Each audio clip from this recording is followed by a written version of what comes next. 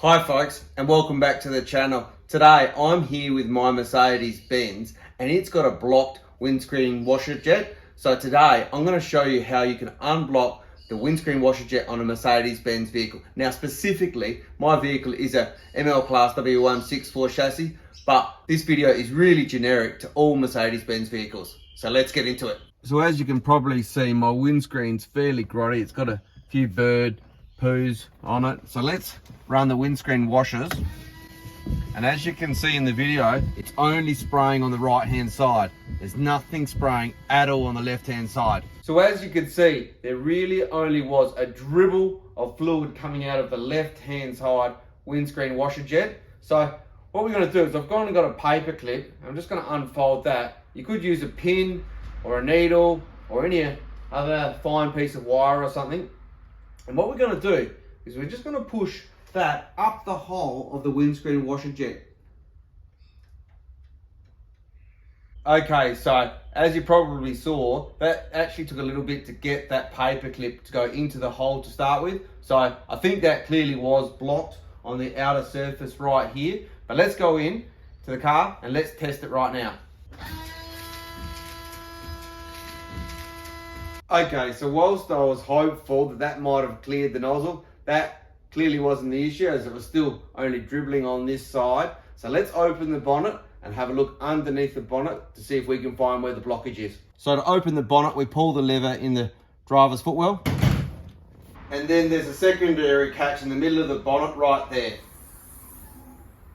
Now with the Mercedes, there's an additional red button at the bottom of the right strut, which you can press, and what that does is allows the bonnet to go fully vertical. So getting the bonnet completely vertical is going to be really convenient, as we are going to remove this complete plastic trim to get exposure to all of the windscreen washer nozzles that are along here. So let's get that off now. So to get this plastic trim piece out, there are a number of security screws, and they're a T20, so let's get those out now. So with those security screws out of the way, let's see if we can remove this plastic trim piece. We've just got these clips here, which I'm just being careful because all of the plastics on this vehicle are getting quite old, so it's a little bit brittle, but as long as we're careful, we won't break anything. So there's another one down in here, and then the last one up the top here. And then that's off, and we've got access. So with that plastic trim piece off, you can actually see on this vehicle, we've actually got 3 windscreen washer jet nozzles. Now, the driver's side, the one on this side, is actually working. And you can see that the fluid actually feeds all the way from the left. So you can see that given that the fluid's getting all the way across here, the issue is obviously down in either of those 2 nozzles. So let's get those 2 nozzles off now. And let's see, once they're off, if we can give them a thorough clean. So let's start by removing this nozzle. You can see it's got a plastic tab there, which is obviously holding it in. So just squeeze that and you can pull that out straight away. Then let's see if we can just swivel that off. Okay, so you can see when I was trying to get the nozzle off on this end, it's actually popped off on this end up here. And it's actually got this little piece of rubber which goes on there, which actually looks like a restrictor. So what I'm thinking is, let's run the windscreen washers with that off and just see if that's kind of had a bit of a blockage up there. Because if I blow through this end, it feels quite free here. So let's jump in the car, run the windscreen washers with the bonnet up like this and see if that's unblocked there. So that was clearly shooting out there with a lot of pressure. And I could actually also see this one here now working. Maybe I just hadn't observed that before. So let's put this back together. Pop this little red rubber there.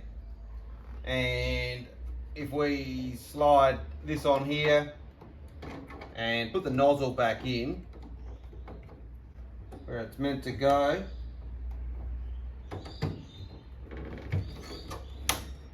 Click that in like that and just pop it back into the bracket so everything's located in the correct spots. And then let's rerun that windscreen washer and see what happens.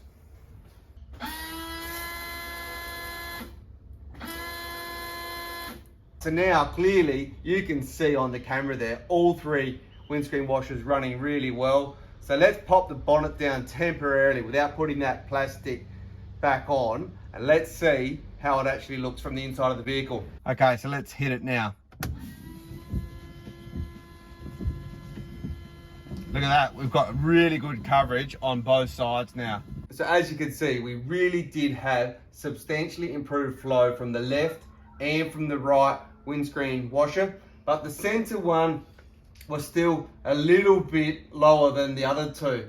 And as you saw, we actually removed that, I'm going to call it a flow restrictor on the outsides, but we didn't remove anything on the inside. So I'm just wondering if we can have a bit of a closer look now as to what happens with this center one. Perhaps this center one's got a flow restrictor as well. Yeah, we can see right here, this has got something here. So let's give that a bit of a squirt and a clean out, put it all back together and see if that improves the center one as well. Okay, so let's pop this back together. Got that little rubber piece there, and then slides in together, clicks in like that, and then just sits there like that. And let's test again. Now that was substantially improved, but I did see an additional leak over here on this side here. So let's just tighten all of this here. I mean, there are no additional fittings. It is just plastic fittings, a bit like garden fittings. Let's try that again now. Well, I think that's substantially improved. I did see a little bit more of a leakage from this one up here, but in all honesty, we're going to have that plastic scuttle piece that goes back on. So let's get that back on. Let's get the bonnet down. Let's see what a difference it's made.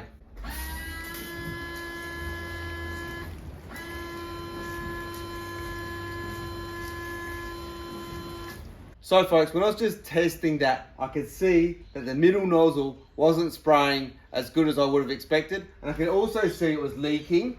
So I've removed that plastic trim off camera. You've seen me do that. I've taken the middle nozzle off. You've seen how to do that. And what I can see is there's actually a little crack. I don't know. I'll bring you in close so you can see, but you can see there's a little crack actually on the fitting. So what I think I'll do is I'll see if I can order a new one. I suspect it might be difficult. But for the meantime, what I'm going to attempt to do is just to super glue that crack up. So we've got our super glue. Let's get that out now. And I'm just going to drop just a tiny little bit of super glue in that crack there. Just a tiny amount. And I'm just going to squeeze that tight and blow on it there. Just hold that. So let's refit our washer now. Now that we've super glued that crack up. And let's run another test now. Okay, so to me that looked like an amazing difference inside the vehicle. So let's get it all back together and do another test. All right, so clearly we can see we've got a massive spray pattern on the right and the left, and we've got a huge one down the bottom, and you can actually see it's actually being blocked by the bottom of that windshield wiper. So I think we're actually good to go. So there you go, folks. That's how to clean the windscreen washer jet nozzles on your Mercedes Benz vehicles. As you saw, there was the extra panel, which is peculiar to Mercedes, which you have to remove.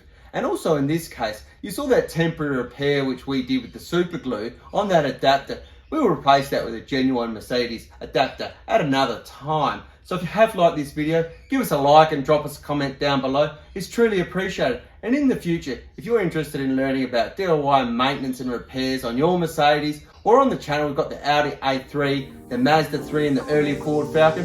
If you're interested in any of that content, then do subscribe to the channel. But until next time, have a good evening.